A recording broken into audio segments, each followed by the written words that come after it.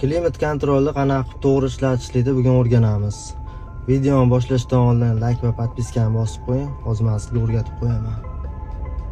Oldin klimat kontrolga kiramiz. Yoqamiz uni.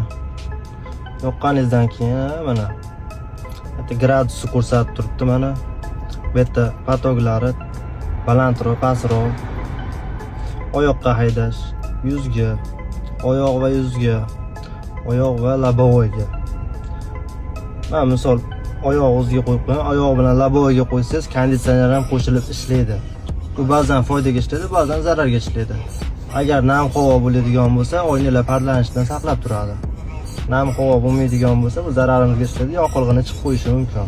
Buni konditsioner yoqish hisoblanadi. Bu avtomatik. Polni hamma yo'q, agar tuman bo'lib ketgan bo'lsa, muz bo'lib ketgan bo'lsa, oynalarni eritib tashlaydi bittada. Parlarni ham yo'qotadi.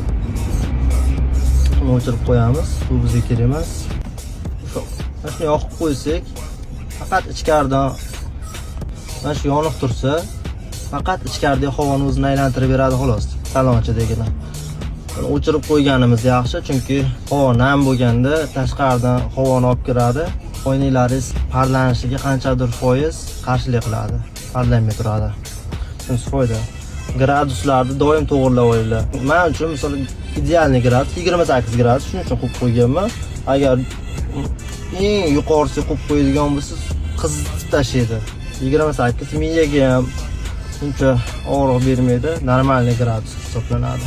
Video foydali bo'ldimi? Kommentda o'zingiz izohingizni yozib qoldiring.